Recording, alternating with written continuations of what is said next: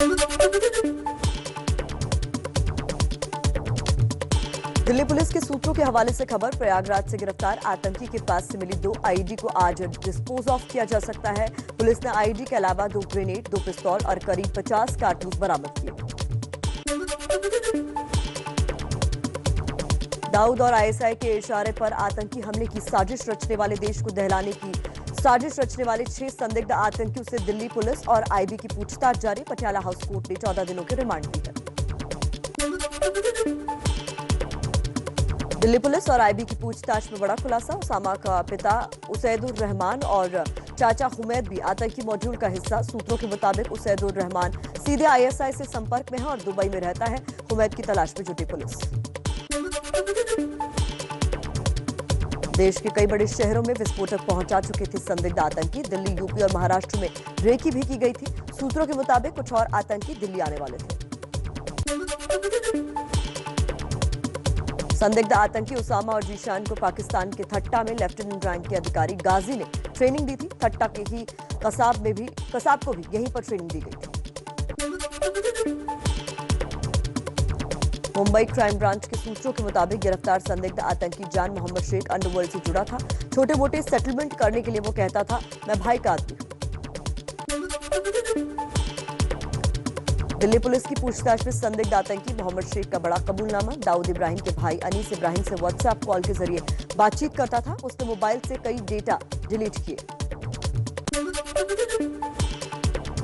मुंबई से गिरफ्तार संदिग्ध जान मोहम्मद शेख का Mumbai to Delhi ticket book कराने वाले शख्स असगर शेख को महाराष्ट्र एटीएस ने हिरासत में लिया। असगर ने खुद को टेम्पो ड्राइवर बताया।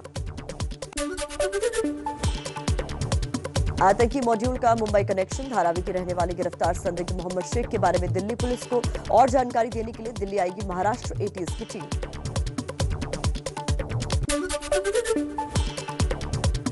दिल्ली पुलिस ने सबूत नहीं मिलने पर 2 संदिग्धों इम्तियाज और मोहम्मद जमील को छोड़ा। संदिग्ध ताहिर के बारे में दिल्ली पुलिस को कोई जानकारी नहीं। यूपी एटीएस ने इम्तियाज, मोहम्मद जमील और ताहिर को हैंडओवर करने का दावा किया था। यूपी एटीएस का राज्य से कुल 6 आतंकियों को पकड़ने का दावा। मंगलवार को 6 में से 3 आतंकियों को यूपी से गिरफ्तार किया गया था। यूपी एटीएस ने बुधवार को 3 और को गिरफ्त में लिया। यूपी के बहराइच का रहने वाला है गिरफ्तार संदिग्ध आतंकी अबू बकर। अबू बकर के परिजनों के मुताबिक वो कुछ दिन पहले ही जमात में शिरकत करने के लिए दिल्ली आया था। यूपी के रायबरेली से गिरफ्तार मूलचंद उर्फ साजू के घर पर उसके दोस्त माजू का बड़ा खुलासा। साजू अक्सर प्रयागराज में अपनी बहन के घर जाता था, जिसका घर जीशान के ब्लॉक में ही है, जबकि परिवार वाले मूलचंद के कभी बाहर न जाने की बात कह रहे हैं। पंजाब के सीएम कैप्टन अमरिंदर सिंह ने डीजीपी को भीड़भाड़ वाली जगहों पर कड़ी सुरक्षा के निर्देश दिए। पिछले महीने खुलासा होने वाले टिफिन बम केस में 4 और लोगों की गिरफ्तारी के बाद अलर्ट जारी। गुजरात में आज दोपहर 1:30 बजे होगा भूपेंद्र पटेल मंत्रिमंडल का शपथ ग्रहण। 26 से 27 मंत्रियों को शपथ दिलाई जा सकती है। सूत्रों के मुताबिक सभी पुराने मंत्रियों को हटा दिया जाएगा। यूपी के सीएम योगी आदित्यनाथ का आज बाराबंकी दौरा। 246 परियोजनाओं का करेंगे लोकार्पण, शिलान्यास, जनसभा को भी करेंगे संबोधित। यूपी के सीएम योगी आदित्यनाथ 19 सितंबर को सरकार के 4.5 साल पूरा होने पर प्रेस कॉन्फ्रेंस करेंगे, सरकार की उपलब्धियां गिनाएंगे। यूपी में योगी कैबिनेट ने एक और एटीएस सेंटर बनाने के प्रस्ताव को मंजूरी दी। देवबंद के बाद अब मऊ में एटीएस का सेंटर बनाया जाएगा। यूपी की राजनीति में अब्बाजान के बाद चचाजान की एंट्री। किसान नेता राकेश टिकैत का ओवैसी और बीजेपी पर निशाना। कहा, ओवैसी बीजेपी के चचाजान हैं जो यूपी आ चुके हैं, किसानों को बर्बाद करने की कोशिश होगी। राकेश टिकैत पर यूपी में एआईएमआईएम अध्यक्ष शौकत अली ने किया पलटवार। कहा, अरविंद केजरीवाल की तरह राकेश टिकैत नेता बनना चाहते हैं। राकेश खुद बीजेपी के साथ थे, उन्हें अपने भीतर देखने की जरूरत है। बीजेपी ने भी राकेश टिकैत पर निशाना साधा। बीजेपी प्रवक्ता राकेश टिकैत ने कहा, टिकैत एसपी बीएसपी के लिए कितनी ही फील्डिंग कर लें, लेकिन योगी को हिला नहीं पाएंगे। आम आदमी पार्टी की यूपी विधानसभा चुनाव के लिए संभावित 100 उम्मीदवारों की सूची जारी। पार्टी ने कहा आने वाले वक्त में अगर इनका काम अच्छा रहा तो इनके नाम फाइनल हो सकते हैं। राजनीति से ही जुड़ी हुई कुछ और खबरों का रुख कर लेते हैं फटाफट अंदाज में।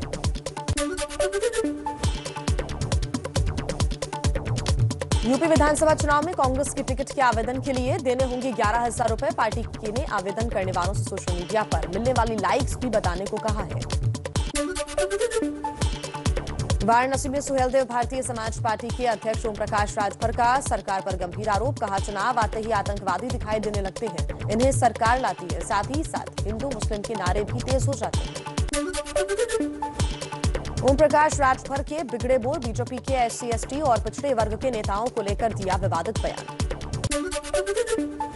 ओम प्रकाश राजभर ने मुख्तार अंसारी को बताया गरीबों का मसीहा। कहा यूपी के किसी भी सीट से चुनाव लड़ना चाहेंगे तो हम लड़ाएंगे, उनका और उनके परिवार का स्वागत है।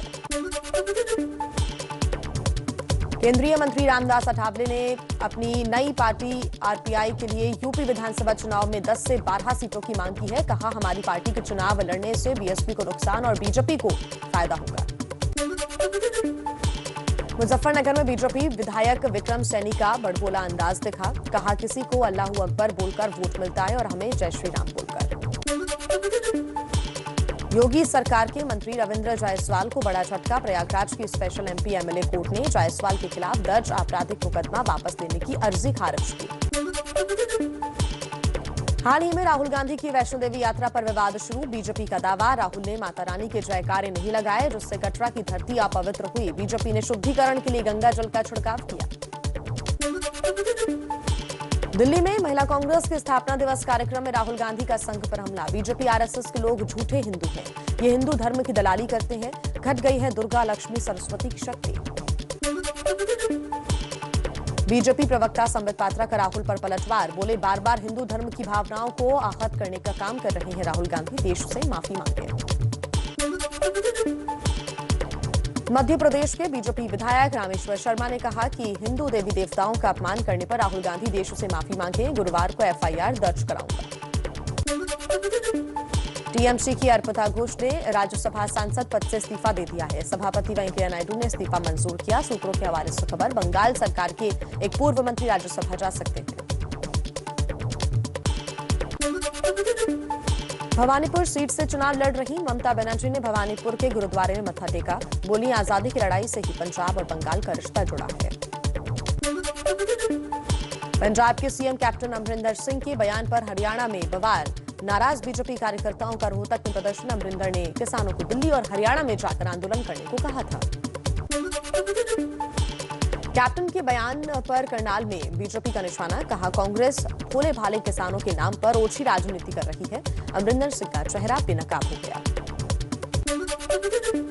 यमुनानगर में कैप्टन अमरिंदर सिंह के विरोध में सड़कों पर उतरे बीजेपी कार्यकर्ता। कैप्टन का पुतला फूका, जमकर नारेबाजी की। विधायक घनश्याम दास अरोड़ा बोले कैप्टन का बयान सरासर गलत, बर्दाश्त तो नहीं किया जाएगा। फतेहाबाद में भी कैप्टन के खिलाफ प्रदर्शन जारी। शहर के लाल बत्ती चौक पर जलाया गया अमरिंदर सिंह का पुतला। किसान संगठनों से बातचीत के लिए हरियाणा सरकार ने उच्च स्तरीय कमेटी बनाई है। गृह मंत्री अनिल विज ने कहा बंद रास्तों को खोलने के लिए किसानों से बातचीत होगी। कृषि कानून को लेकर कांग्रेस ने अकाली दल को घेरा। सिद्धू बोले बादल परिवार ने ही रखी थी कानून की नींव, उनके प्रस्ताव को ही केंद्र ने माना। चुनाव के बाद फिर बीजेपी के पास चले जाएंगे। पंजाब चुनाव पर भी किसानों के गुट में मतभेद। संयुक्त किसान मोर्चा का ऐलान, चुनावी घोषणा तक कोई भी पार्टी ना करे चुनाव प्रचार। तो भारतीय किसान यूनियन का बयान, बीजेपी के अलावा बाकी पार्टियों का ना हो विरोध। चलिए पड़ोसी देश अफगानिस्तान की बात कर लेते हैं। वो देश जिसकी शक्ल और सूरत महज एक महीने में इतनी बदल गई है कि पहचानना मुश्किल हो गया है। यहाँ तालिबानी हुकूमत आने के बाद लोगों ने अपना वतन छोड़ दिया या फिर खुद को उन बंदूकों के हवाले कर दिया। क्या बच्चे, क्या बड़े और क्या महिला, किस तरह बदल गई ये तस्वीर देखते हैं। एक महीने में अफगानिस्तान बन गया इंसानियत का कब्रिस्तान। 30 दिन में सड़कों से सरहद तक आ गई अफगानी महिलाएं। 720 घंटे में बच्चों से छिन गया पार। घर नहीं, टेंट में दिखने लगे अफगानी। 30 दिनों में सिर्फ लोकतंत्र ही नहीं, फसलें भी हो गई बर्बाद। ये वो तारीख है जिसने अफगानिस्तान की सूरत और अफगानियों की किस्मत बदल कर रख दी।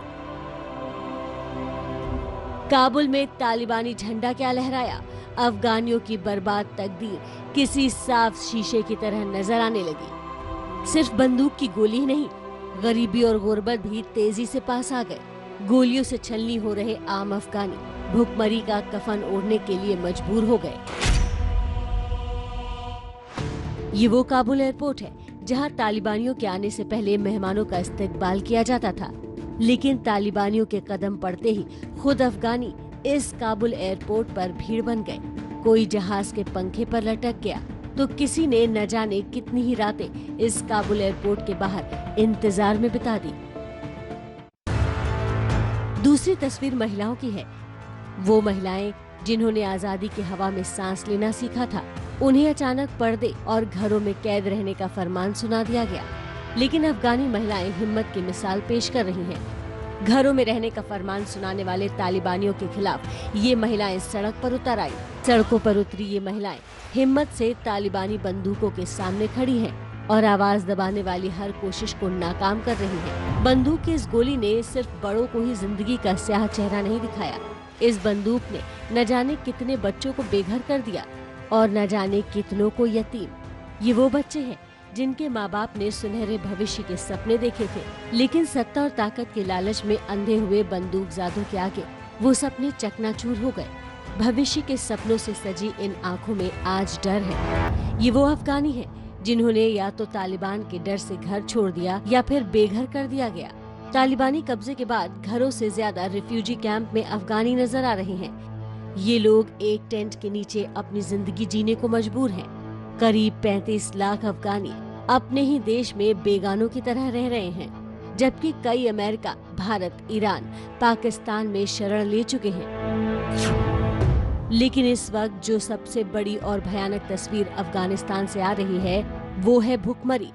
बंदूकों की आवाज ने अफगानिस्तान की ऐसी कमर तोड़ी कि लोग 2 वक्त की रोटी के लिए घर का सामान बेच रहे हैं। जो दुनिया में काजू बादाम की सप्लाई करते हैं, उनकी खुद की हालत इतनी खस्ता है कि 1 वक्त की रोटी के लाले पड़ गए हैं। गोलियों का तो खूब इंतजाम है, लेकिन रोटी का नहीं। पाकिस्तान को भारत ने एक बार फिर से लताड़ लगाई है। संयुक्त राष्ट्र मानवाधिकार आयोग में भारत ने पाकिस्तान और ओआईसी को कश्मीर का मुद्दा उठाने के लिए फटकार लगाई है। भारत ने संयुक्त राष्ट्र मानवाधिकार मंच का गलत इस्तेमाल करने का आरोप लगाते हुए पाकिस्तान का पूरा चिट्ठा खोल दिया। आतंकवाद को शरण और समर्थन के अलावा भारत ने पाकिस्तान में अल्पसंख्यकों पर होने वाले अत्याचार का मुद्दा भी उठाया। It has become a habit for Pakistan to misuse the platforms provided by the Council to propagate its false and malicious propaganda against my country. The Council is aware of Pakistan's attempts to divert the Council's attention from serious human rights violations being perpetrated by its government, including in the territories occupied by it. Pakistan has failed to protect the rights of its minorities, including Sikhs, Hindus, Christians, and Ahmadiyas. अमेरिकी कारोबारी Elon Musk की company SpaceX ने आज इतिहास रच दिया। Company ने पहली बार 4 आम लोगों को अंतरिक्ष में भेजा। नासा के फ्लोरिडा स्थित कैनेडी स्पेस रिसर्च सेंटर से रॉकेट की लॉन्चिंग हुई। इसका कंट्रोल स्पेसएक्स कर रही थी। 3 दिन के इस मिशन को इंस्पिरेशन 4 नाम दिया गया है। अंतरिक्ष में 3 दिनों के बाद ये स्पेसक्राफ्ट पृथ्वी के वायुमंडल में फिर से प्रवेश करेगा। ये अंतरिक्ष यात्री 357 मील यानी करीब 575 किलोमीटर की ऊंचाई पर जाएंगे। 2009 के बाद पहली बार इंसान इतनी ऊंचाई पर जा रहा है। तो आपको बताते हैं कि अब वो 4 चेहरे कौन से हैं जो इस स्पेस टूरिज्म का हिस्सा है। तो आज से स्पेस टूरिज्म की शुरुआत हो रही है।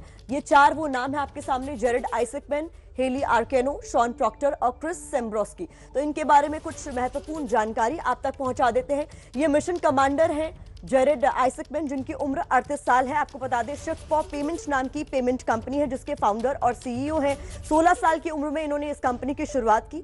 ये प्रोफेशनल पायलट हैं, अमेरिकी एयरफोर्स के पायलट्स को ट्रेनिंग भी देते हैं। अब दूसरे चेहरे की बात कर लेते हैं जो इस मिशन का हिस्सा है, वो है हेली आर्केनो। इनकी उम्र महज 29 साल है। आपको बता दें कि ये कैंसर सर्वाइवर है। अंतरिक्ष में जाने वाली सबसे कम उम्र की अमेरिकी नागरिक है हेली को हड्डियों का कैंसर था। मिशन में मेडिकल ऑफिसर की जिम्मेदारी इनको मिली हुई है। बात कर लेते हैं अगले चेहरे की, जो है शॉन प्रॉक्टर का चेहरा।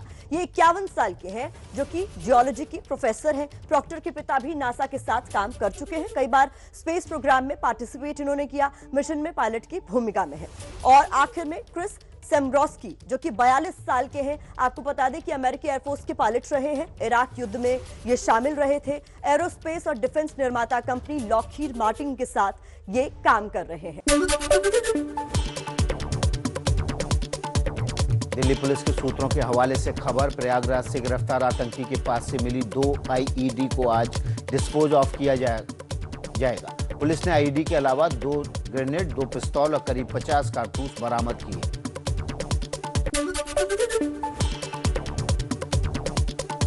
दाऊद और आईएसआई के इशारे पर आतंकी हमले की साजिश रचने वाले, देश को दहलाने की साजिश रचने वाले 6 संदिग्ध आतंकियों से दिल्ली पुलिस और आईबी की पूछताछ जारी है। पटियाला हाउस कोर्ट ने 14 दिनों की रिमांड दी है।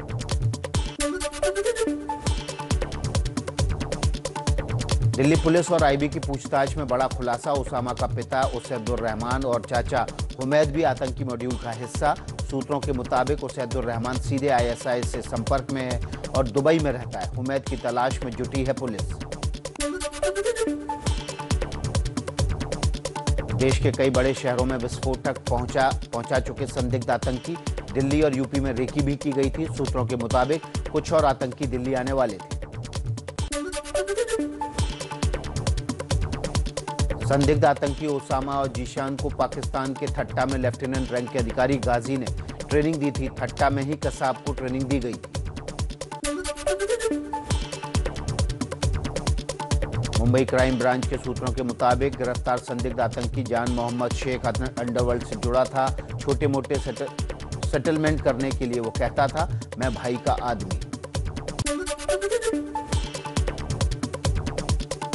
दिल्ली पुलिस की पूछताछ में संदिग्ध आतंकी मोहम्मद शेख का बड़ा कबूलनामा, दाऊद इब्राहिम के भाई अनीस इब्राहिम से व्हाट्सएप कॉल के जरिए बातचीत करता था। उसने मोबाइल से कई डाटा डिलीट किया है।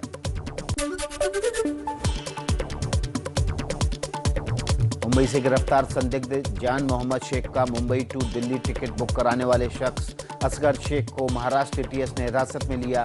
असगर ने खुद को टेम्पो ड्राइवर बताया। आतंकी मॉड्यूल का धारावी के रहने वाले गिरफ्तार संदिग्ध मोहम्मद शेख के बारे में दिल्ली पुलिस को और जानकारी देने के लिए दिल्ली लाया जाएगा। महाराष्ट्र एटीएस की टीम दिल्ली आई। दिल्ली पुलिस ने सबूत नहीं मिलने पर 2 संदिग्ध इम्तियाज और मोहम्मद जमील को छोड़ा। संदिग्ध ताहिर के बारे में दिल्ली पुलिस को कोई जानकारी नहीं। यूपी एटीएस ने इम्तियाज, मोहम्मद जमील और ताहिर को हैंडओवर करने का दावा किया था। यूपी के बहराइच का रहने वाला है गिरफ्तार संदिग्ध आतंकी अबू बकर के परिजनों के मुताबिक वो कुछ दिन पहले ही जमात में शिरकत करने के लिए दिल्ली आया था। यूपी के रायबरेली से गिरफ्तार मूलचंद और साजू के पर उसके दोस्त माजू का बड़ा खुलासा। साजू अक्सर प्रयागराज में अपनी बहन के घर जाता था, जिसका घर जीशान के ब्लॉक में ही है, जबकि परिवार वाले मूलचंद के कभी भी बाहर न जाने की बात कह रहे हैं। पंजाब के सीएम अमरिंदर सिंह ने डीजीपी को भीड़भाड़ वाली जगहों पर कड़ी सुरक्षा के निर्देश दिए। पिछले महीने खुलासा होने वाले टिफिन बम केस में 4 और लोगों की गिरफ्तारी के बाद अलर्ट जारी।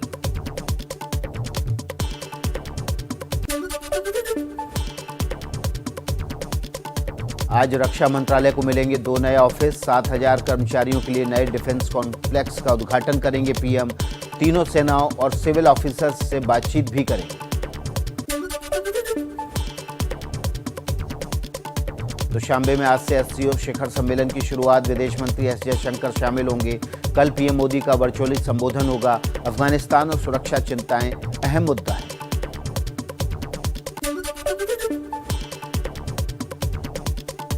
टाइम मैगजीन की 100 सबसे प्रभावशाली हस्तियों की सूची में पीएम मोदी और बंगाल की सीएम ममता बनर्जी के अलावा सीरम इंस्टीट्यूट के सीईओ अदार पूनावाला को जगह। अफगानिस्तान के डिप्टी पीएम अब्दुल गनी बरादर का भी सूची में नाम। पीएम मोदी ने कहा, संसद टीवी सोशल मीडिया और ओटीटी प्लेटफॉर्म पर भी होगा। संसद टीवी के नाम से एक ऐप भी होगा। आइए देश दुनिया की कुछ अहम खबरें आपको बता दें फटाफट अंदाज में। गुजरात में आज दोपहर 1:30 बजे होगा भूपेंद्र पटेल मंत्रिमंडल का शपथ ग्रहण। 26 से 27 मंत्रियों को शपथ दिलाई जा सकती है। सूत्रों के मुताबिक सभी पुराने मंत्रियों को हटा दिया जाएगा। यूपी के सीएम योगी आदित्यनाथ का आज बाराबंकी दौरा। 246 परियोजनाओं का करेंगे लोकार्पण और शिलान्यास। जनसभा को भी संबोधित करेंगे। यूपी के सीएम योगी आदित्यनाथ 19 सितंबर को सरकार के 4.5 साल पूरा होने पर प्रेस कॉन्फ्रेंस करेंगे। सरकार की उपलब्धियां गिनाएंगे। यूपी में योगी कैबिनेट ने एक और एटीएस सेंटर बनाने को लेकर प्रस्ताव मंजूर कर दिया है। देवबंद के बाद अब मऊ में भी एटीएस का सेंटर बनाया जाएगा। लखनऊ में 18 सितंबर को किसान कल्याण सम्मेलन को संबोधित करेंगे सीएम योगी। हर विधानसभा से 50 किसान प्रतिनिधि बुलाए जाएंगे। गन्ना किसानों के लिए बड़ा ऐलान कर सकते हैं। यूपी की राजनीति में अब्बाजान के बाद चचाजान की एंट्री। किसान नेता राकेश टिकैत का ओवैसी पर और बीजेपी पर निशाना। कहा ओवैसी बीजेपी के चचाजान हैं, वो यूपी आ चुके हैं, किसानों को बर्बाद करने की कोशिश होगी। राकेश टिकैत पर यूपी में एआईएमआईएम अध्यक्ष शौकत अली ने किया पलटवार। कहा अरविंद केजरीवाल की तरह राकेश टिकैत भी नेता बनना चाहते हैं। राकेश खुद बीजेपी के साथ थे, उन्हें अपने भीतर देखने की जरूरत। बीजेपी ने भी राकेश टिकैत पर निशाना साधा। बीजेपी प्रवक्ता राकेश त्रिपाठी ने कहा टिकैत एसपी बीएसपी के लिए कितनी ही फील्डिंग कर लें, योगी को हिला भी नहीं पाएंगे। आम आदमी पार्टी की यूपी विधानसभा चुनाव के लिए संभावित 100 उम्मीदवारों की सूची जारी। पार्टी ने कहा आने वाले वक्त में अगर इनका काम अच्छा रहा तो इनके नाम फाइनल हो जाएंगे। यूपी विधानसभा चुनाव में कांग्रेस की टिकट के आवेदन के लिए देने होंगे 11,000 रुपए। पार्टी ने आवेदन करने वालों से सोशल मीडिया पर मिलने वाली लाइक्स बताने को भी कहा है। वाराणसी में सुहेलदेव भारतीय समाज पार्टी के अध्यक्ष ओम प्रकाश राजभर का सरकार पर गंभीर आरोप। कहा चुनाव आते ही आतंकवादी दिखाई देने लगते हैं, इन्हें सरकार लाती है, साथ ही हिंदू मुस्लिम के नारे भी तेज हो जाते हैं। ओम प्रकाश राजभर के बिगड़े बोल। बीजेपी के एससी एसटी और पिछड़े वर्ग के नेताओं को लेकर दिया विवादित बयान। ओम प्रकाश राजभर ने मुख्तार अंसारी को बताया गरीबों का मसीहा। कहा यूपी के किसी भी सीट से चुनाव लड़ना चाहेंगे तो हम लड़ाएंगे, उनका और उनके परिवार का स्वागत है। केंद्रीय मंत्री रामदास आठवले ने अपनी पार्टी आरपीआई के लिए यूपी विधानसभा चुनाव में 10 से 12 सीटों की मांग की है। कहा हमारी पार्टी के चुनाव लड़ने से बीएसपी को नुकसान और बीजेपी को फायदा होगा। मुजफ्फरनगर में बीजेपी विधायक विक्रम सैनी का बड़बोला अंदाज दिखा। कहा किसी को अल्लाह अकबर बोलकर वोट मिलता है और हमें जय श्री राम बोलकर। योगी सरकार के मंत्री रविंद्र जायसवाल को बड़ा झटका। प्रयागराज की स्पेशल एमपी एमएलए कोर्ट ने जायसवाल के खिलाफ दर्ज आपराधिक मुकदमा वापस लेने की अर्जी खारिज की। हाल ही में राहुल गांधी की वैष्णो देवी यात्रा पर विवाद शुरू। बीजेपी का दावा राहुल ने माता रानी के जयकारे नहीं लगाए, जिससे कटरा की धरती अपवित्र हुई। बीजेपी ने शुद्धिकरण के लिए गंगाजल का छिड़काव किया। दिल्ली में महिला कांग्रेस के स्थापना दिवस कार्यक्रम में राहुल गांधी का संघ पर हमला। बीजेपी आरएसएस के लोग झूठे हिंदू हैं, ये हिंदू धर्म की दलाली करते हैं। घट गई है दुर्गा लक्ष्मी सरस्वती की शक्ति। बीजेपी प्रवक्ता संबित पात्रा का राहुल पर पलटवार। बोले बार बार हिंदू धर्म की भावनाओं को आहत करने का काम कर रहे हैं राहुल गांधी, देश से माफी मांगे। मध्य प्रदेश की बीजेपी विधायक रामेश्वर शर्मा ने कहा हिंदू देवी देवताओं का अपमान करने पर राहुल गांधी देश से माफी मांगे। गुरुवार को एफआईआर भी दर्ज कराऊंगा। कुछ और खबरों का रुख कर लेते हैं इसी तरह फटाफट अंदाज में।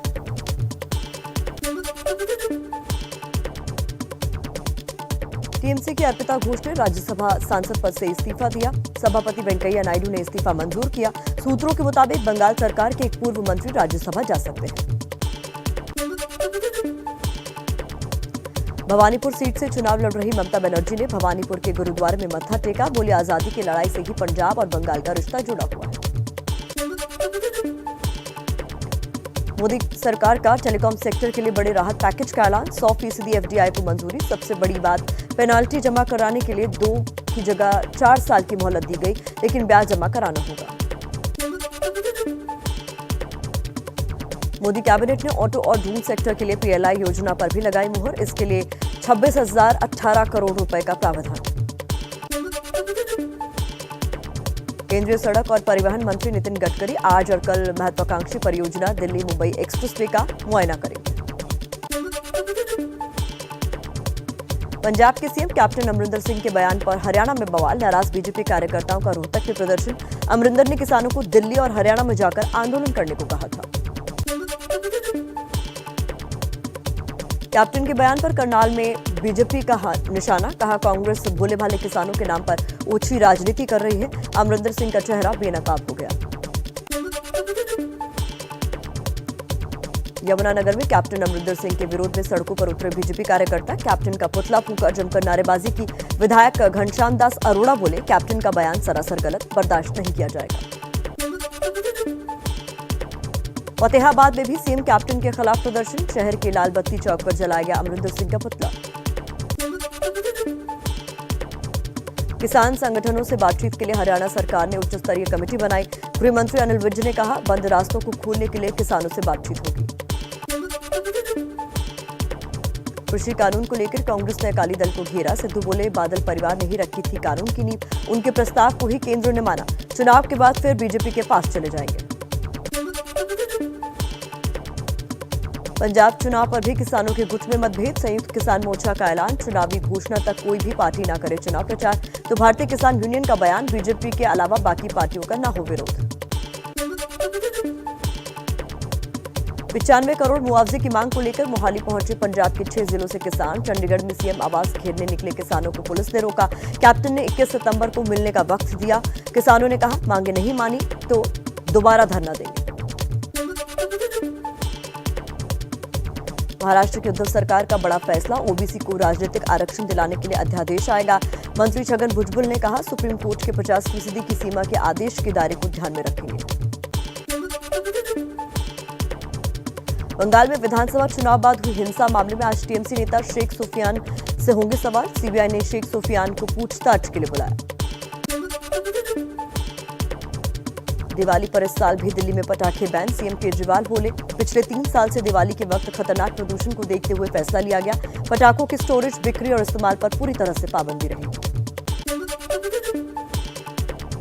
यूपी के राजभवन परिसर में लगेगी भगवान शिव की 4 फीट की भव्य प्रतिमा, जिसके पीछे 7 फीट ऊंचा पहाड़ भी बनेगा। राज्यपाल आनंदीबेन पटेल ने कल भूमि पूजन के साथ शिलान्यास किया। डिंडौरी जिले समेत आसपास के इलाकों में भी भारी बारिश का कहर, नर्मदा समेत सभी नदियों का जलस्तर बढ़ा। नर्मदा किनारे घाट और कई मंदिर डूबे। एसडीआरएफ और होमगार्ड के जवानों की तैनाती। डिंडौरी के अमरपुर में बाढ़ से उफनती नदी का पुल करने की कोशिश में पिकअप वाहन नदी में समाया। ड्राइवर ने किसी तरह जान बचाई। घंटों तक अमरपुर डिंडौरी सड़क पर आवाजाही बाधित रही। बिहार में बाढ़ की तबाही जारी, सोनपुर से सामने आई कटाव की खौफनाक तस्वीरें। सबलपुर गांव के दर्जनों घर एक एक कर गंगा की गोद में समाये। दहशत में नदी किनारे बसे लोग। देश में कोरोना के 27,176 नए केस सामने आए। लगातार 80 दिन से आंकड़ा 50,000 से कम, लेकिन पिछले 24 घंटे में और 284 मरीजों की मौत हो गई। देश में जारी टीकाकरण अभियान के तहत अब तक 76 करोड़ 47 लाख से ज्यादा वैक्सीन की डोज दी गई। कल सबसे ज्यादा 10,61,000 डोज महाराष्ट्र में दी गई। एमपी के कटनी में बढ़ते डेंगू और वायरल बुखार के मरीज, जिनमें सबसे ज्यादा बच्चे। लोगों का आरोप, फैलते डेंगू के बाद भी शहर में कई जगह गंदगी और पानी जमा, जिस पर अधिकारियों की नजर ही नहीं।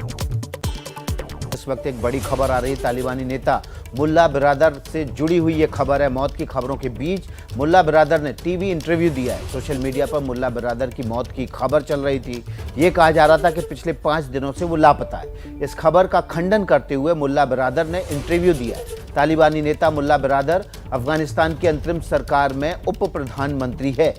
5 दिनों से उसके लापता होने की खबर सोशल मीडिया पर चल रही थी, लेकिन इसी बीच मुल्ला बिरादर ने स्थानीय अफगानिस्तानी चैनल RAT को अपना एक इंटरव्यू दिया है। इस इंटरव्यू का प्रसारण जल्द ही RAT चैनल पर होगा, लेकिन इस बीच ये खबर आई है कि अब उप प्रधानमंत्री मुल्ला बिरादर ठीक ठाक हैं और उन्होंने उन अफवाहों पर लगाम लगाने के लिए जो सोशल मीडिया पर उनके लापता होने से जुड़ी हुई चल रही थी, उन खबरों पर लगाम लगाने के लिए उन्होंने इंटरव्यू दिया है। ये वही तस्वीरें, वही इंटरव्यू की तस्वीरें हैं इस वक्त आप देख रहे हैं, जो उन्होंने अफगानिस्तान के सरकारी चैनल RAT को दिया है।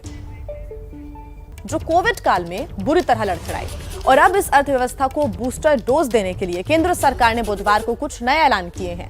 रोटी और रोजगार की जरूरतों को पूरा करने में सरकार का यह ऐलान कितना फायदेमंद साबित होगा या फिर होगा भी या नहीं, सरकार के इसी ऐलान पर ये रिपोर्ट देखिए। ऑटोमोबाइल, ऑटो कंपोनेंट इंडस्ट्री और ड्रोन इंडस्ट्री के लिए 26,058 करोड़ का प्रावधान किया गया है। जितना इन्वेस्टमेंट आएगा उतना ही एम्प्लॉयमेंट देश में बढ़ेगा। 7,60,000 व्यक्तियों के लिए रोजगार के अतिरिक्त अवसर मिलेंगे। तो कोरोना काल में सिसकियां ले रही अर्थव्यवस्था को सेहतमंद बनाने के लिए केंद्र सरकार ने एक बार फिर से अपना खजाना खोला। पीएम मोदी की अध्यक्षता में बुधवार को हुई कैबिनेट बैठक में कई बड़े फैसले लिए गए, लेकिन सरकार का ज्यादा फोकस 2 बड़े उद्योगों पर रहा। पहला टेलीकॉम उद्योग, दूसरा ऑटो सेक्टर। सबसे पहले बात देश की ऑटोमोबाइल इंडस्ट्री की, जो देश में रोजगार के सबसे बड़े क्षेत्रों में से एक है और जीडीपी में बड़ा योगदान निभाता है। लेकिन कोरोना की वजह से ऑटो सेक्टर लड़खड़ा गया। इसीलिए सरकार ने ऑटो सेक्टर को बड़ी आर्थिक मदद देने का ऐलान किया। कैबिनेट के फैसले के मुताबिक सरकार ने ऑटो और ड्रोन सेक्टर के लिए 26,058 करोड़ रुपए की पीएलआई स्कीम को मंजूरी दी। स्कीम के तहत 25,938 करोड़ रुपए ऑटो सेक्टर को दिए जाएंगे और दावा है सरकार के आर्थिक बूस्टर से अगले 5 साल में ऑटो सेक्टर में 42,500 करोड़ रुपए का निवेश होगा।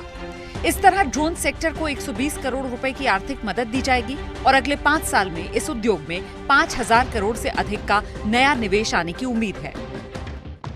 सरकार का ये फैसला ऐसे वक्त में आया जब हाल ही में फोर्ड कंपनी ने हिंदुस्तान छोड़ने का ऐलान किया, क्योंकि हिंदुस्तान का मार्केट उसके मुनाफे के मॉडल को सूट नहीं कर रहा था। वहीं मर्सिडीज बेंज जैसा ब्रांड बड़े त्योहारी सीजन में बड़ा प्रॉफिट देख रहा है।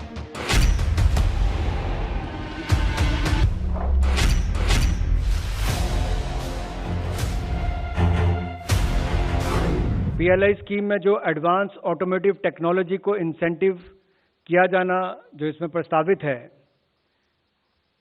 वो इसलिए भी है कि भारत ऑटोमोबाइल सेक्टर में ग्लोबल प्लेयर बन सके और जो लेटेस्ट टेक्नोलॉजीज दुनिया भर में है उसका भी हम उपयोग कर सकें। चयनित चैंपियन ऑटो कंपनी जो हैं उनको 5 वर्ष में कम से कम 2,000 करोड़ रुपए का नया पूंजी निवेश करना होगा।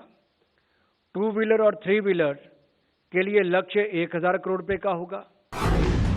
निवेश का सीधा संबंध रोजगार से होता है और केंद्र सरकार का दावा है कि ऑटो और ड्रोन सेक्टर में नया निवेश 7,60,000 से ज्यादा रोजगार के अवसर लेकर आएगा। देश में इस महीने की मौजूदा बेरोजगारी दर 7.8% है। सरकार का पूरा जोर ऑटोमोबाइल सेक्टर पर इसलिए भी है क्योंकि देश के मैन्युफैक्चरिंग उद्योग में ऑटो सेक्टर की हिस्सेदारी 35% है और देश की कुल जीडीपी की बात करें तो इसकी भागीदारी 7.1% और सरकार इसे बढ़ाकर 12% करना चाहती है। मैं समझता हूं कि रोजगार को बढ़ाने के लिए ये प्रोडक्शन लिंक्ड इंसेंटिव्स एक डबल फायदा पहुंचाता है। एक तरफ कैपिटल निवेश होता है, कैपिटल इन्वेस्टमेंट होती है उस इंडस्ट्री में, दूसरी तरफ रोजगार के अवसर पैदा होते हैं और साथ में वोकल फॉर लोकल जो प्रधानमंत्री जी का नारा है उसको साथ साथ अपने आप ही बढ़ावा मिलता है, क्योंकि भारत का वर्चस्व ऑटोमोबाइल क्षेत्र में बढ़ेगा। बुधवार को सरकार ने टेलीकॉम सेक्टर के लिए भी निवेश के नए रास्ते खोलने की कोशिश की। नए फैसले के तहत टेलीकॉम सेक्टर में अब 100% ऑटोमेटिक रूट से निवेश किया जा सकेगा। स्पेक्ट्रम शेयरिंग को पूरी तरह इजाजत दी गई। टेलीकॉम सेक्टर को बकाया पैसों के भुगतान के लिए 4 साल का मोरेटोरियम दिया गया। स्पेक्ट्रम की नीलामी अब 20 साल की जगह 30 साल के लिए की जाएगी।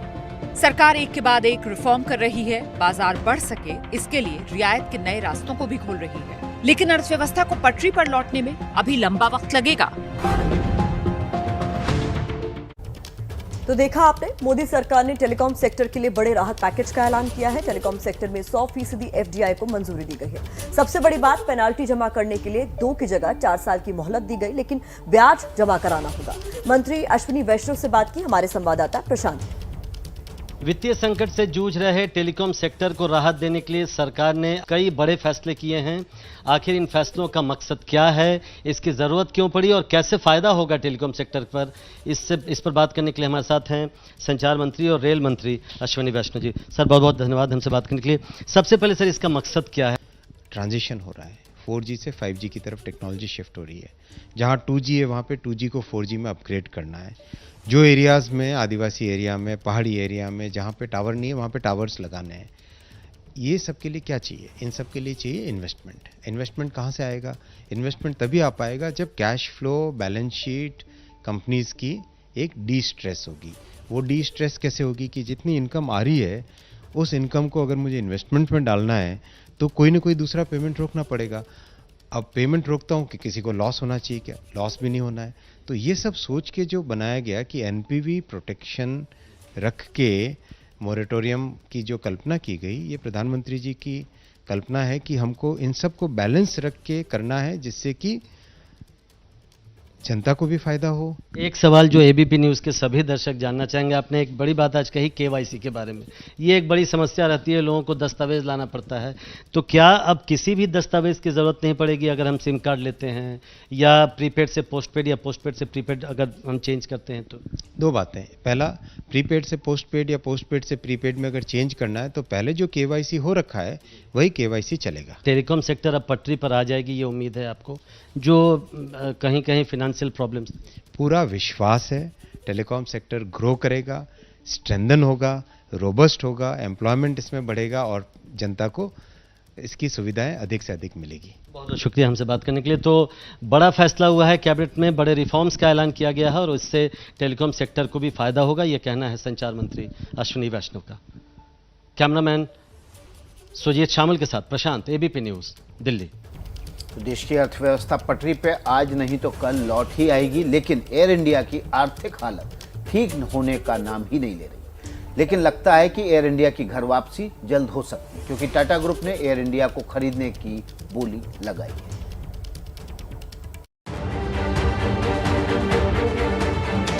अनगिनत मुसाफिरों को उनकी मंजिल तक पहुंचाने वाली एयर इंडिया को बहुत जल्द अपनी नई मंजिल मिलने वाली है और बहुत मुमकिन है कि एयर इंडिया की फिर से घर वापसी हो जाए। सरकार ने एयर इंडिया को बेचने के लिए बोली मंगाई थी, जिसकी मियाद बुधवार को खत्म हो गई। टाटा ग्रुप और स्पाइस जेट के चेयरमैन अजय सिंह ने एयर इंडिया को खरीदने के लिए आखिरी बोली लगाई है, लेकिन सूत्रों के मुताबिक टाटा सन्स का दावा ज्यादा मजबूत है, इसलिए कहा जा रहा है कि एयर इंडिया की घर वापसी हो सकती है। एयर इंडिया को 1932 में टाटा ग्रुप ने ही शुरू किया था। टाटा समूह के जेआरडी टाटा इसके फाउंडर थे। तब एयर इंडिया का नाम टाटा एयर सर्विस रखा गया था। 1938 तक कंपनी ने अपनी घरेलू उड़ानें शुरू कर दी थी। दूसरे विश्व युद्ध के बाद इसे सरकारी कंपनी बना दिया गया। आजादी के बाद सरकार ने इसमें 49% हिस्सेदारी खरीदी। एयर इंडिया 2007 में इंडियन एयरलाइंस के विलय के बाद से कभी नेट प्रॉफिट में नहीं रही है। मार्च 2021 में खत्म तिमाही में लगभग 10,000 करोड़ रुपए का घाटा होने की आशंका जताई गई थी। कंपनी पर 31 मार्च 2019 तक कुल 60,074 करोड़ रुपए का कर्ज था।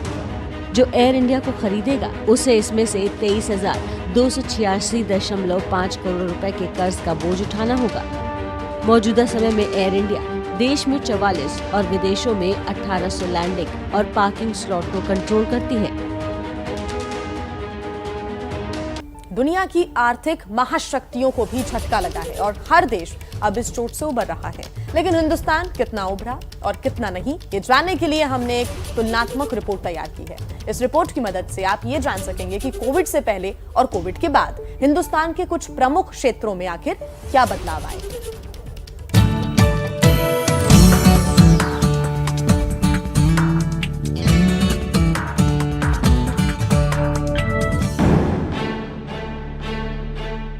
कोरोना ने जब दुनिया में दस्तक दी तो आफत में सिर्फ जान ही नहीं आई, अर्थव्यवस्था भी चौपट हो गई और इसकी सीधी मार विकासशील देशों पर पड़ी, जिनमें भारत भी एक है। सरकार ने 2024-25 तक 5 ट्रिलियन इकोनॉमी का टारगेट रखा था, लेकिन उस लक्ष्य पर भी कोरोना का तगड़ा डेंट पड़ा है। मजदूर घरों में बंद हो गए, उद्योगों पर ताले जड़ गए, छोटी फैक्ट्रियों पर तो ऐसा फंदा लटका कि नौबत बोरिया बिस्तर बांधने तक की आ गई। लेकिन अब धीरे धीरे ही सही सारे सेक्टर्स कोरोना की मार से उबर रहे हैं। कम से कम कुछ क्षेत्रों से ऐसे ही संकेत मिलने लगे हैं और आंकड़े बताते हैं कि सबसे ज्यादा बूम पावर सेक्टर में आया है। कोविड से पहले यानी अगस्त 2019 में पावर सेक्टर में 14.9% की बढ़ोतरी दर्ज की गई थी, लेकिन अगस्त 2021 में पावर सेक्टर ने रिकॉर्ड 17.1% की बढ़ोतरी दर्ज की है। सिर्फ पावर सेक्टर ही नहीं बल्कि दूसरे क्षेत्रों में भी अर्थव्यवस्था के लिए सकारात्मक संकेत मिल रहे हैं। सिर्फ अगस्त 2021 में करीब 19 लाख करोड़ रुपए के ई-वे बिल जनरेट किए गए हैं। जुलाई 2021 के हिसाब से इसमें 18.2% की बढ़ोतरी दर्ज की गई है। अगस्त 2020 की तुलना में ये 37.4% ज्यादा है और कोरोना काल यानी अगस्त 2019 से पहले 33.9% ज्यादा है। रेलवे भारतीय अर्थव्यवस्था की रीढ़ मानी जाती है क्योंकि पैसेंजर्स से ज्यादा ये उत्पादों की ढुलाई करती है। कोरोना काल में ये भी ठप पड़ गई थी, लेकिन मालगाड़ी भी रफ्तार पकड़ रही है।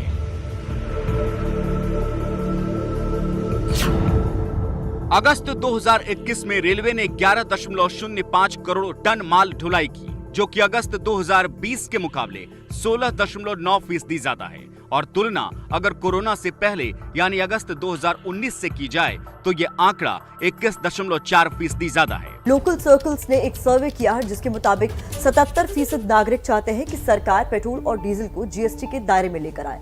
सर्वे के मुताबिक 2021 में पेट्रोल डीजल की ऊंची कीमतों की वजह से 2 में से 1 परिवार ने खर्च में कटौती की है और 5 में से 1 परिवार ने आवश्यक खर्चों में कटौती की है।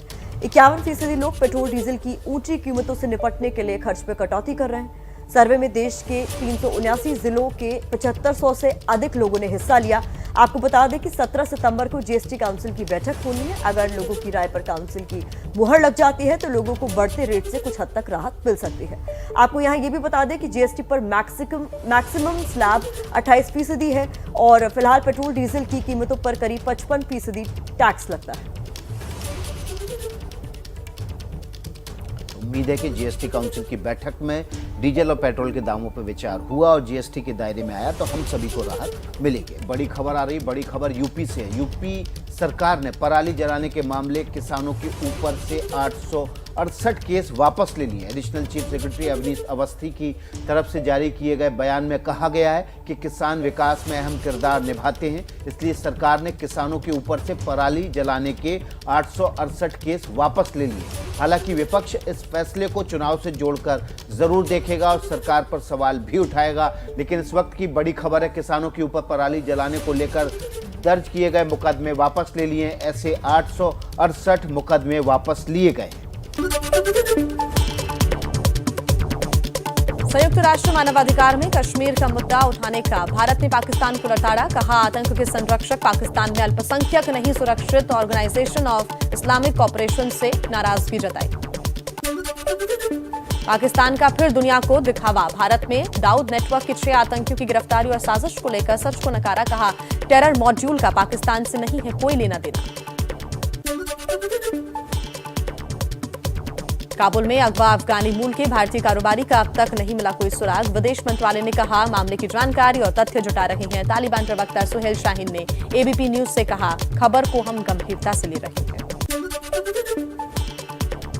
दुशांबे में आज से एससीओ शिखर सम्मेलन की शुरुआत। विदेश मंत्री एस जयशंकर शामिल होंगे। कल पीएम मोदी का वर्चुअली संबोधन होगा। अफगानिस्तान और सुरक्षा चिंताएं अहम मुद्दा। चीन के साथ तनातनी के बीच अमेरिका से बड़ी खबर। अमेरिका ने इंडो पैसिफिक क्षेत्र के लिए ब्रिटेन और ऑस्ट्रेलिया के साथ समझौता किया।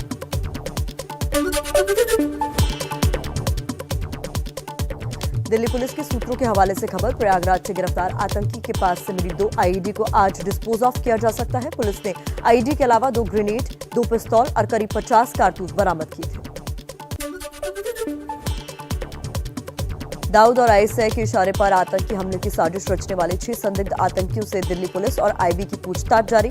पटियाला हाउस कोर्ट ने 14 दिनों की रिमांड दी है। मुंबई से गिरफ्तार संदिग्ध जान मोहम्मद शेख का Mumbai to Delhi ticket book कराने वाले शख्स असगर शेख को महाराष्ट्र एटीएस ने हिरासत में लिया। असगर ने खुद को टेम्पो ड्राइवर बताया। आतंकी मॉड्यूल का मुंबई कनेक्शन। धारावी के रहने वाले गिरफ्तार संदिग्ध मोहम्मद शेख के बारे में दिल्ली पुलिस को और जानकारी देने के लिए दिल्ली आएगी महाराष्ट्र एटीएस की टीम। मोदी सरकार का टेलीकॉम सेक्टर के लिए बड़े राहत पैकेज का ऐलान। 100% एफडीआई को मंजूरी। सबसे बड़ी बात, पेनाल्टी जमा कराने के लिए 2 की जगह 4 साल की मोहलत दी गई, लेकिन ब्याज जमा कराना होगा। मोदी कैबिनेट ने ऑटो और ड्रोन सेक्टर के लिए पीएलआई योजना पर भी लगाई मुहर। इसके लिए 26,018 करोड़ रुपए का प्रावधान। लोकल सर्कल के सर्वे में 50% लोगों ने माना महंगे पेट्रोल डीजल की वजह से खर्च में कटौती करनी पड़ी है। 77% लोग पेट्रोल डीजल को जीएसटी के दायरे में लाने के पक्ष में हैं। घाटे में चल रही सरकारी विमान कंपनी एयर इंडिया को खरीदने का रतन टाटा का सपना हो सकता है साकार। बोली लगाने की मियाद खत्म। सूत्रों के मुताबिक टाटा सन्स और स्पाइस जेट की बोली में टाटा सन्स का दावा मजबूत। चलिए कुछ और खबरों का रुख कर लेते हैं और राजनीति से जुड़ी खबरें आपको दिखा देते हैं।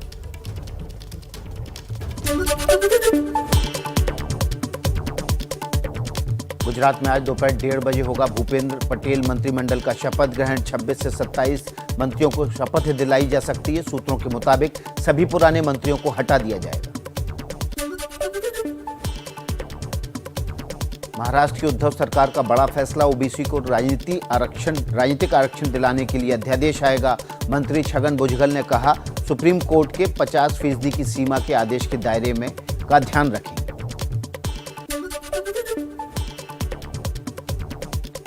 केंद्रीय सड़क और परिवहन मंत्री नितिन गडकरी आज और कल महत्वाकांक्षी परियोजना दिल्ली मुंबई एक्सप्रेसवे का मुआयना करेंगे। मुंबई में अभिनेता सोनू सूद के घर, दफ्तर और होटल समेत 6 जगहों पर आयकर विभाग ने करीब 20 घंटे तक सर्वे किया। सोनू के घर से आयकर टीम को क्या मिला, ये अभी तक साफ नहीं। और अब सबसे बड़े प्रदेश यानी कि यूपी चलते हैं, जहां चचा जान और अब्बा जान की राजनीति ने चुनाव से पहले प्रदेश का सियासी पारा हाई कर रखा है। यूपी की राजनीति में अब्बा जान के बाद चचा जान की एंट्री। किसान नेता राकेश टिकैत का ओवैसी और बीजेपी पर निशाना। कहा, ओवैसी बीजेपी के चचा जान हैं, वो यूपी आ चुके हैं, किसानों को बर्बाद करने की कोशिश होगी। राकेश टिकैत पर यूपी में एआईएमआईएम अध्यक्ष शौकत अली ने किया पलटवार। कहा, अरविंद केजरीवाल की तरह राकेश टिकैत नेता बनना चाहते हैं। राकेश खुद बीजेपी के साथ थे, उन्हें अपने भीतर देखने की जरूरत है। बीजेपी ने भी राकेश टिकैत पर निशाना साधा। बीजेपी प्रवक्ता राकेश त्रिपाठी ने कहा, टिकैत एसपी बीएसपी के लिए कितनी ही फील्डिंग कर लें, योगी को हिला भी नहीं पाएंगे। यूपी के सीएम योगी आदित्यनाथ का आज बाराबंकी दौरा। 246 परियोजनाओं का करेंगे लोकार्पण और शिलान्यास। जनसभा को भी करेंगे संबोधित। ओम प्रकाश राजभर ने मुख्तार अंसारी को बताया गरीबों का मसीहा। कहा, यूपी के किसी भी सीट से चुनाव लड़ना चाहेंगे तो हम लड़ाएंगे। उनका और उनके परिवार का स्वागत है। यूपी के राजभवन परिसर में लगेगी भगवान शिव की 4 फीट की भव्य प्रतिमा, जिसके पीछे 7 फीट ऊंचा पहाड़ भी बनेगा। राज्यपाल आनंदीबेन पटेल ने कल भूमि पूजन के साथ शिलान्यास भी किया। यूपी में फिरोजाबाद, कानपुर और प्रयागराज जैसे जिलों में बढ़ते बुखार के मरीजों के बीच जालौन में 12 साल के बच्चे की बुखार से मौत। प्रशासन ने इलाके में जांच अभियान छेड़ा। अब देश की राजधानी दिल्ली की अहम खबरों से आपको रूबरू करवा देते हैं।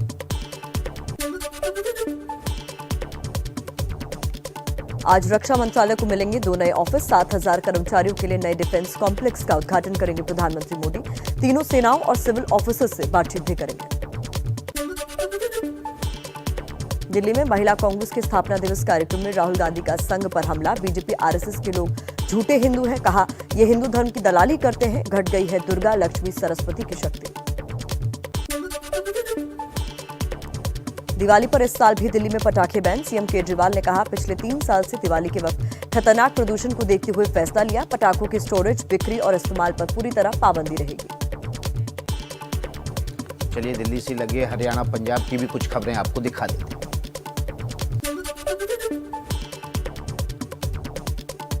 पंजाब के सीएम कैप्टन अमरिंदर सिंह के बयान पर हरियाणा में बवाल। नाराज बीजेपी कार्यकर्ताओं का रोहतक में प्रदर्शन। अमरिंदर ने किसानों को दिल्ली और हरियाणा में जाकर आंदोलन करने को कहा था। कैप्टन के बयान पर करनाल में बीजेपी का निशाना। कहा, कांग्रेस भोले भाले किसानों के नाम पर ऊंची राजनीति कर रही है। अमरिंदर सिंह का चेहरा बेनकाब हो गया। यमुनानगर और फतेहाबाद में हुआ था प्रदर्शन।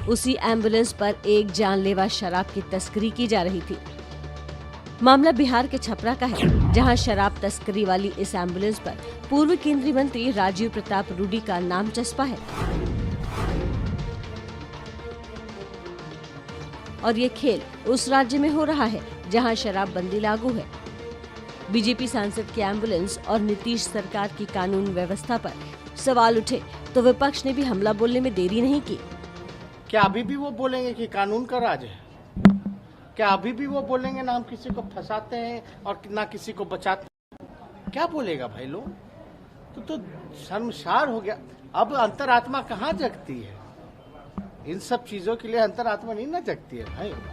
दरअसल बीजेपी सांसद राजीव प्रताप रूडी के सांसद निधि से छपरा में एम्बुलेंस चलवाई जा रही है, लेकिन कल सूचना के आधार पर पुलिस ने एम्बुलेंस में 280 लीटर शराब बरामद की। चालक को गिरफ्तार कर लिया और इसमें जो अन्य लोग शामिल हैं, जहां से शराब लाया था और जहां ये पहुंचाने जा रहे थे, सभी लोगों के बारे में चालक ने बताया भी है। एक जयप्रकाश सिंगर के मुखिया हैं, वो इसको चला रहे थे, तो हम लोग उनको भी इसमें अभियुक्त बनाए हैं। ये पहली बार नहीं है जब राजीव प्रताप रूडी एम्बुलेंस विवाद में घिरे हैं। इससे पहले पूर्व सांसद पप्पू यादव ने कोरोना काल में एम्बुलेंस के उपयोग न होने का मुद्दा उठाया था। खबर मध्य प्रदेश की, जहां भगवान राम से जुड़ी खबरें रोज सुर्खियां बन रही। अब मध्य प्रदेश में परीक्षा पास कर छात्र राम मंदिर के वीआईपी दर्शन कर पाएंगे। भगवान के दर्शन के लिए श्रद्धा भक्ति जरूरी है, लेकिन अगर आपके पास परीक्षा पास करने की शक्ति है तो भगवान के दर्शन वीआईपी भी हो सकते हैं। ये वीआईपी दर्शन खुद सरकार करवाएगी, वो भी हेलीकॉप्टर से। इस परीक्षा का आयोजन करवा रहा है मध्य प्रदेश सरकार का संस्कृति विभाग। मध्य प्रदेश के स्कूलों में रामायण के अयोध्या कांड पर प्रतियोगिता होगी। परीक्षा पहले जिला स्तर, फिर संभाग स्तर और आखिर में राज्य स्तर पर होगी। परीक्षा ऑनलाइन माध्यम से होगी। टॉप करने वाले छात्रों को हवाई जहाज से अयोध्या ले जाया जाएगा। अयोध्या में छात्रों को राम मंदिर के वीआईपी दर्शन कराए जाएंगे। मध्य प्रदेश सरकार इससे पहले ग्रेजुएशन स्तर पर रामचरितमानस विषय को जोड़ चुकी है और कुलपति शब्द का नाम बदलकर कुलगुरु कर चुकी है। त्योहारों से पहले दाऊद इब्राहिम फिर से देश को दहलाने की फिराक में था। इस खबर से जुड़ी हर जानकारी, हर खुलासा आपको सबसे पहले एबीपी न्यूज दे रहा है। 6 आतंकी पकड़े गए हैं, तो क्या ये माना जाए कि आईएसआई और दाऊद की ये आतंकी साजिश पूरी तरह से फेल हो गई है, या ये कहा जाए कि अभी एक हादसा टला है, खतरा बाकी है? देश को दहलाने वाली भगोड़े डॉन दाऊद की साजिश के ये 6 मोहरे हैं जो गिरफ्त में हैं। देश से आतंकी हमलों का एक हादसा टला है, लेकिन खतरा अब भी बरकरार है। सबसे पहले जान लीजिए कि अब तक किस किस की गिरफ्तारियां हुई हैं।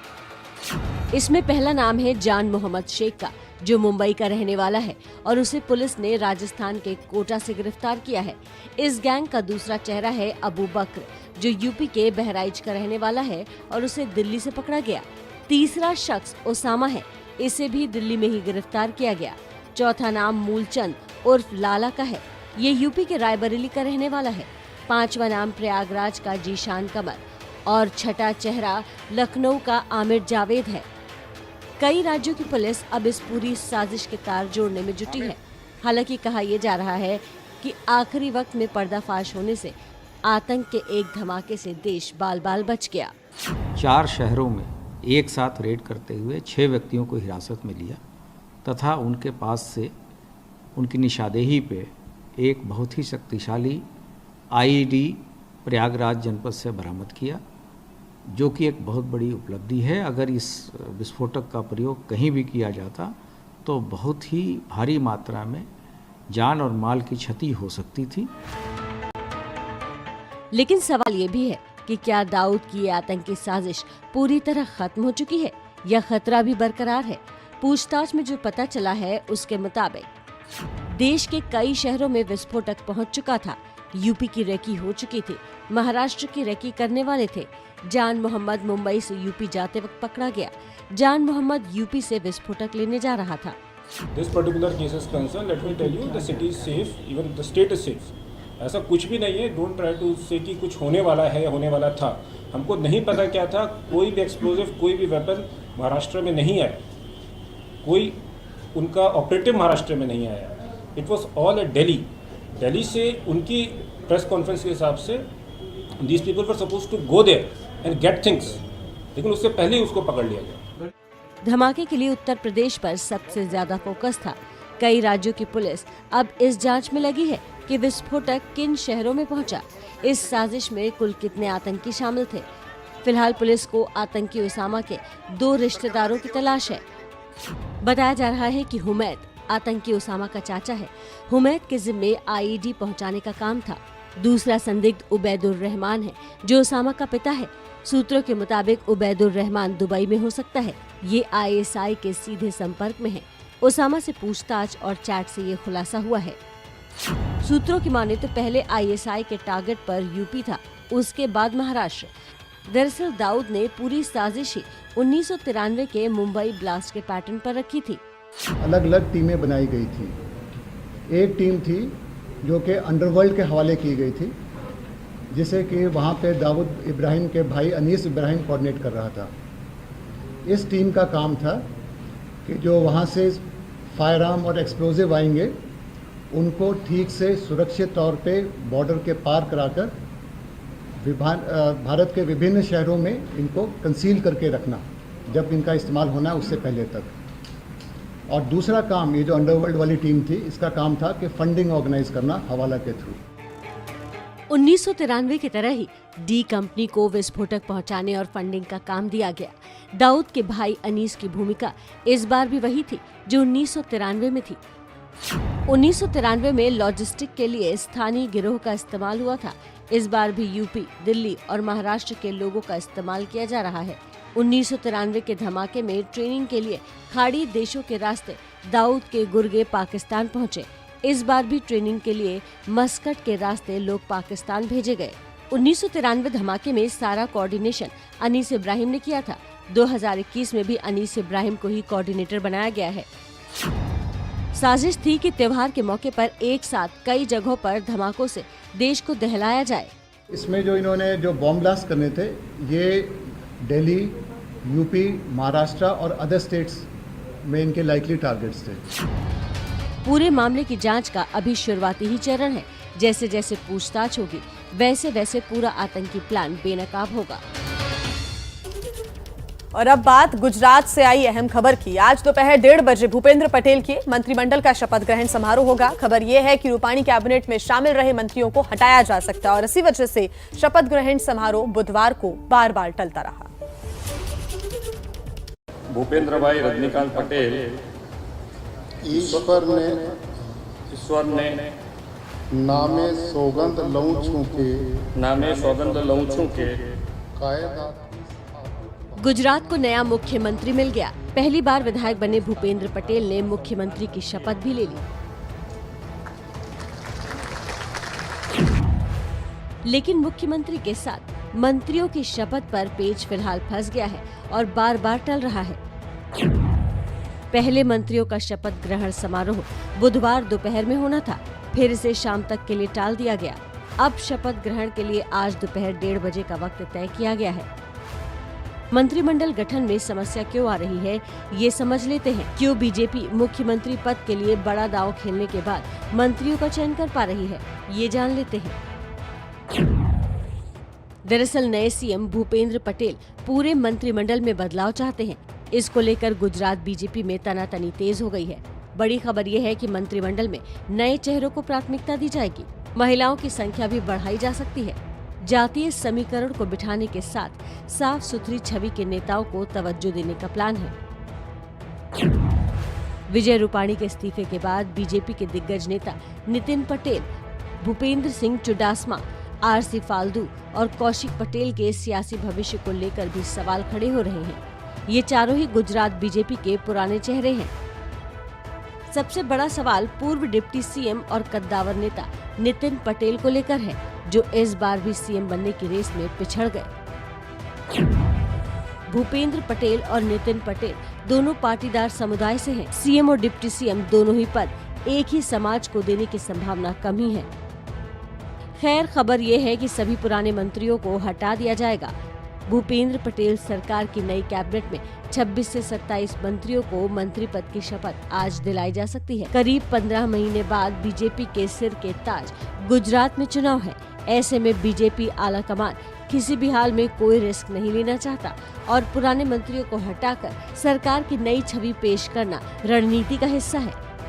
हाईकमान को उम्मीद है कि देर सवेर ये विरोध भी कम हो जाएगा और सब मिलकर भूपेंद्र पटेल के नेतृत्व में जोर शोर से काम शुरू कर देंगे। चलिए कांग्रेस नेता राहुल गांधी की बात कर लेते हैं। राहुल गांधी ने बीजेपी आरएसएस पर बड़ा हमला बोलते हुए कहा है कि ये झूठे हिंदू हैं और हिंदू धर्म की दलाली करते हैं। राहुल के इस बयान पर सियासी बवाल होना ही था और हो गया। बीजेपी ने इस पर कड़ी प्रतिक्रिया दी।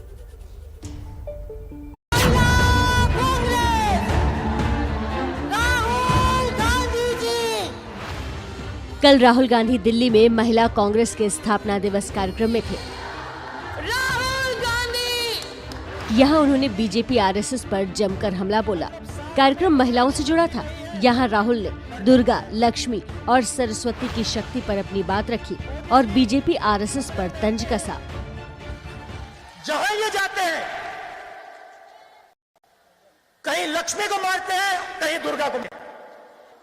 ये किस प्रकार के हिंदू हैं? ये झूठे हिंदू हैं। ये हिंदू धर्म का प्रयोग करते हैं, ये धर्म की दलाली करते हैं, मगर ये हिंदू नहीं है। ये जो चिन्ह है ये आपको हर धर्म में दिखाई देगा। शिव जी की फोटो देखेंगे ये दिखेगा, आप महावीर की फोटो देखेंगे ये दिखेगा, बुद्धा की फोटो देखेंगे ये दिखेगा। सही? गुरु नानक, जीसस क्राइस्ट, साईं बाबा, मुसलमान बहनें भी होंगी। आपके धर्म में चिन्ह अलाउ नहीं होता है, मगर जब आप अल्लाह से कुछ मांगती हैं तो आप अपने हाथ से, दाएं हाथ से मांगती हैं। बीजेपी ने पलटवार करने में देर नहीं की। बीजेपी की तरफ से प्रवक्ता संबित पात्रा ने मोर्चा संभाला और राहुल पर हिंदू धर्म की भावनाओं को आहत करने का आरोप लगा दिया। भगवानों को राजनीति के बीच में लाना, उनके विषय में ऐसे शब्दों का प्रयोग करना जो अनुचित है, ये कहना कि देवी की शक्तियां क्षीण हो गई, देवी की शक्तियां कम हो गई, ये कहना कि देवी मां हार गई और ये कहना कि दुर्गा जी के ऊपर आक्रमण हुआ, मुझे लगता है ऐसे शब्दों का प्रयोग किसी भी धर्म के लिए करना ये अनुचित है। इस प्रकार कहना धर्म की दलाली, कौन धर्म की दलाली करता है? भगवान शिव के हाथ और महावीर जी के हाथ में उन्हें कांग्रेस का हाथ नजर आता है। माफी मांगनी चाहिए। संबित पात्रा राहुल से माफी की मांग कर रहे हैं, तो वहीं बीजेपी के भोपाल से विधायक रामेश्वर शर्मा ने राहुल पर कानूनी कार्रवाई करने की बात कह दी। राहुल गांधी जी, हिंदू तो आप भी नहीं है। आरएसएस और भारतीय जनता पार्टी तो खुलेआम और डंके की चोट पे कहते हैं कि हाँ हम हिंदू हैं। हमें हिंदू कहने में शर्म नहीं है, हमको फक्र है, गर्व है कि हम हिंदू हैं। आपके खिलाफ एफआईआर दर्ज भी कराई जाएगी और आपने जो हिंदुओं का अपमान किया है, पूरी आप सहित पूरी कांग्रेस को, हिंदू और हिंदुस्तान से माफी मांगनी होगी। साफ है कि राहुल गांधी के इस बयान पर सियासी बवाल अभी थमने वाला नहीं। दोनों तरफ से वार पलटवार का ये दौर अभी लंबा चलने वाला है।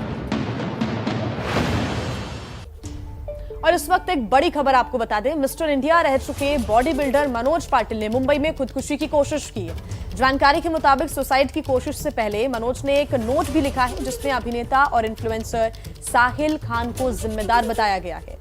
ये सुसाइड नोट ओशिवारा के पुलिस अधिकारी के नाम लिखा गया है। मनोज ने साहिल खान पर साइबर बुलिंग और मानसिक रूप से परेशान करने का आरोप लगाया है। साथ ही मनोज ने सोशल मीडिया पर एक ऑडियो पोस्ट किया। मनोज पाटिल को मुंबई के कूपर अस्पताल में भर्ती करवाया गया है।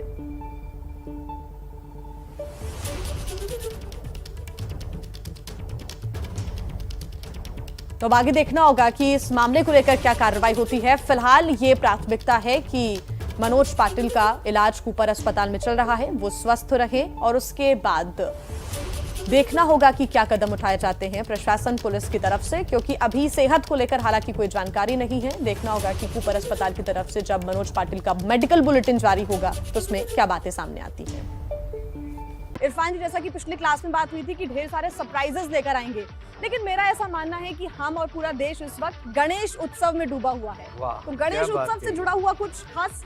वाह जी, आपने तो बिल्कुल मेरे मन की बात कह दी। जैसे मैं सोच रहा था कि इन दिनों गणपति बप्पा का समय चल रहा है, तो क्यों ना आज हम भी उसी के अंदर रंग जाएं। बिल्कुल। और क्योंकि गांधी जी और बप्पा के ऊपर बहुत सारे कैरिकेचर्स बने और कुछ ही इशारों में जो है वो कैरिकेचर बन जाते हैं। वो देखिए आप कि किसी थोड़ी सी लाइंस के अंदर मैं ड्रॉ करने की कोशिश करता हूँ उसको। बिल्कुल। सबसे पहले जैसे हम उनके चेहरे के ऊपर क्या बनाएंगे, उनका मुकुट बनाएंगे। सबसे पहले तो मुकुट बनाएंगे इस तरह से, फ्यू लाइंस के अंदर एक मुकुट तैयार कर लेंगे। उसके बाद में हम क्या करेंगे, हम उनकी कान जो सबसे प्रोमिनेंट हैं, आप देखिए ये कान बनाएंगे और उनकी आँखें,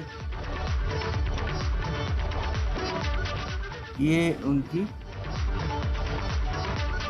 सूंड और ये तरह से अंतरे बना के, हमको बहुत ज़्यादा करने की कोशिश नहीं करनी चाहिए और बस ये उनका ये कैरिकेचर एक तैयार ऐसे हो जाता है।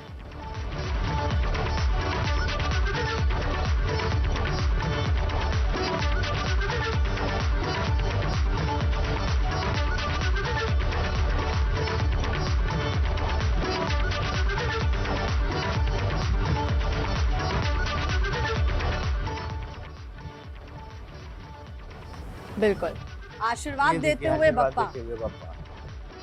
और साथ में इसके आप देखिए ये जो चूहा उनका वाहन है उसको भी हम यहाँ पर बनाएंगे, क्योंकि उनके बिना काम नहीं चलेगा। और मैं चाहती हूँ कि मोदक भी आप बना दें। मोदक भी बना दें। ये अपना ही आते हुए उसको ये बनाया, देखिए। तो कुछ ही लाइनों का इस्तेमाल आपको करना है और देखिए बप्पा बनकर तैयार है, आपको आशीर्वाद दे रहे हैं। हमारी उम्मीद है कि इस गणेश उत्सव में आपको बप्पा ढेर सारा आशीर्वाद दें और आपने आज वाकई इन चंद लाइनों में गणपति बप्पा को बनाने का तरीका इरफान जी से सीख लिया होगा। उम्मीद है कि मास्टर क्लास में आपने बहुत अच्छी टिप्स इरफान जी ने क्योंकि दी है, बहुत कुछ बनाना आपने सीखा होगा। आपकी एंट्रीज को भी हम अपने खास शो नमस्ते भारत में मास्टर क्लास के जरिए दिखाने की कोशिश करेंगे। आप हमें लगातार एंट्रीज भेजते रहें। एंट्रीज भेजने के लिए ईमेल आईडी नोट कर लीजिए, namaste-bharat@abpnetwork.com। Thank you so much Irfan ji. इसी के साथ नमस्ते भारत में आज के लिए बस इतना ही। कल फिर होगी मुलाकात।